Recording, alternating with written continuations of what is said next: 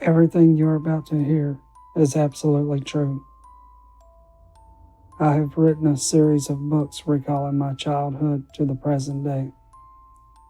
I suffered immensely just trying to recall every detail possible. My intention is to share everything I've experienced and to give an understanding of what exactly the alien phenomenon actually is. Aliens, monsters, and the supernatural. A true story of a terrorized life.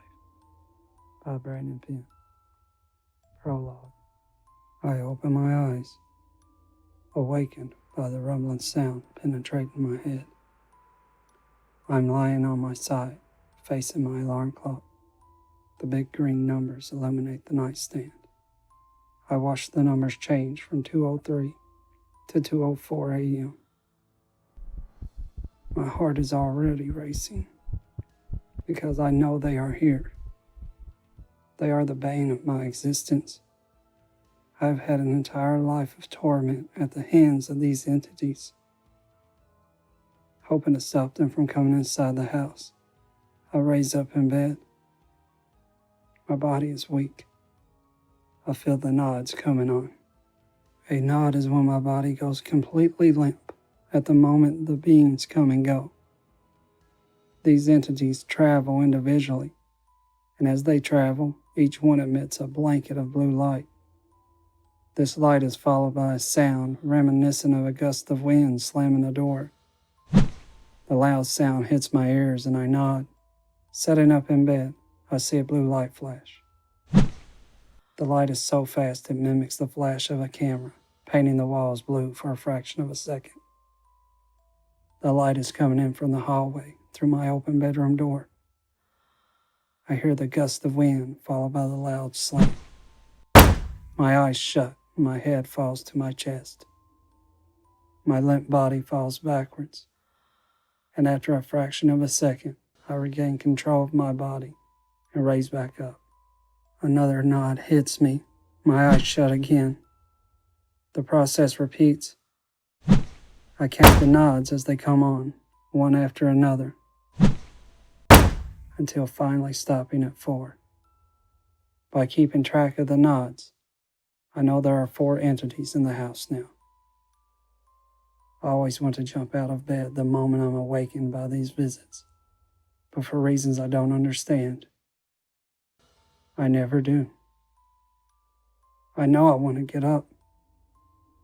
I'm able to get up, but something hidden in my conscience tells me, stay where you are. Even if I was able to resist my subconscious, it's too late now anyway. The first being enters the open door of my room. The doorway is directly over my right shoulder. My wife lies to the right of me, dreaming. Even if I could scream, nothing can wake her at this point. My throat is feeling tight. I can move my head, and my mouth opens fine. But no matter how hard I try to scream, only whimpers come out. I watch from the corner of my eye as the first entity walks into the room. Or is he floating? I can't tell. The other entities follow the first. They are single file, moving methodically. As terrified as I am, it doesn't stop me from being filled with rage. I want nothing more than to have my free will again. I want to jump off this bed and rip these things apart, but I can't do anything. I'm not paralyzed, but my body feels heavy. Other than the added weight, my physical state is otherwise normal. I know exactly what I want my body to do. It just won't do it. I watch the left shoulder of the first entity as it makes a path down my wife's side of the bed. The others follow it. They are just a couple feet apart, still single file. A street light casts a beam through the bedroom windows and provides me with just enough light to see everything. But as usual, I don't want to see. I wish I was asleep. I always prefer waking up to them leaving. It's much less terrifying. They wear gray jumpsuits that match the color of their skin. I see the neck band around the entity's collar line. If not for the hem impressions and the belts around their waist, I don't think I would be able to notice the jumpsuits. I see the leader's big gray head turning towards me.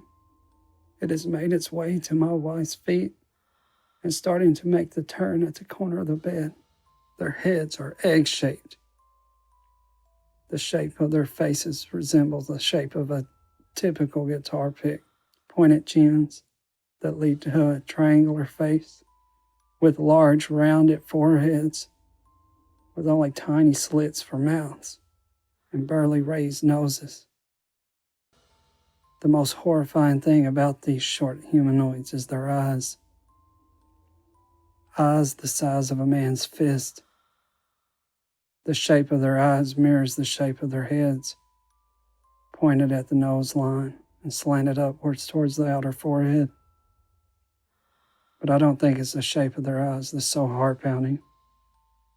What horrifies me is the complete blackness with the characteristics of mirrored window tint. It turns to face me. I keep my eyes fixed on its chest. I don't want to see its eyes. Please, no. Please let this be over. I think to myself, knowing it can hear my thoughts, but my pleas for mercy go unanswered. Still focusing on its chest, I watch in my peripherals as the gray slowly raises his hand towards me. I know it's a he now, and I know he wants me to look him in the eyes. Still terrified, and without a will of my own, I lift my gaze to his eyes, and giving a quick scan to my right, to see two of the grays at my wife's side. One is holding her arm up by the wrist. They are both leaned over towards her and seem to be discussing something.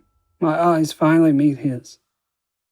The glare of the street light shines across the black surface of his eyes. An overload of adrenaline fills my veins, and my heart races faster. Some invisible force comes from his outreached hand, pushing me backwards. My eyes close the moment my head hits my pillow. I open my eyes with a scream as I raise back up in bed. The scream doesn't faze my wife's deep sleep. It's only me and her in the room now. I feel the vibrating buzz in my head. They haven't left yet. I look over to the clock. It reads 3:47 a.m. I get out of bed in a panic.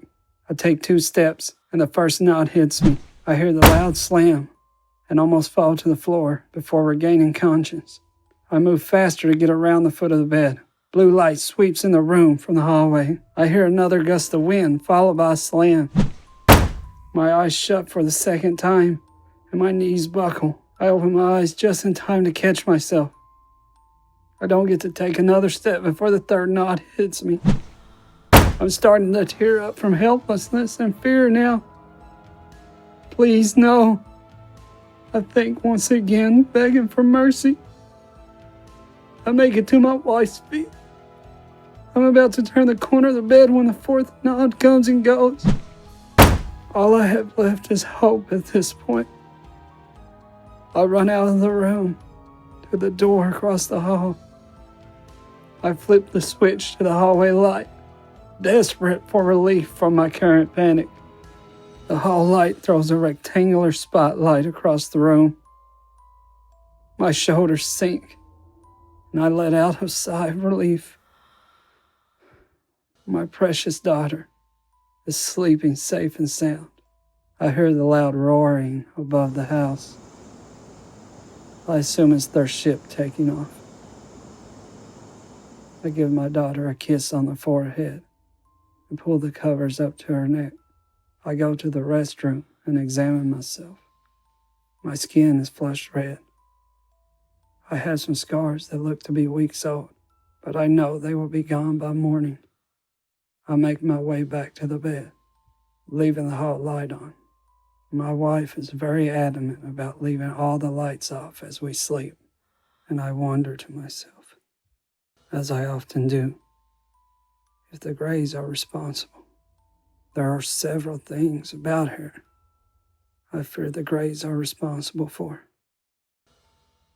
Falling back to sleep, I think about how despairing my life has been because of these bastards. I also think about the same question I've asked myself for years. Why?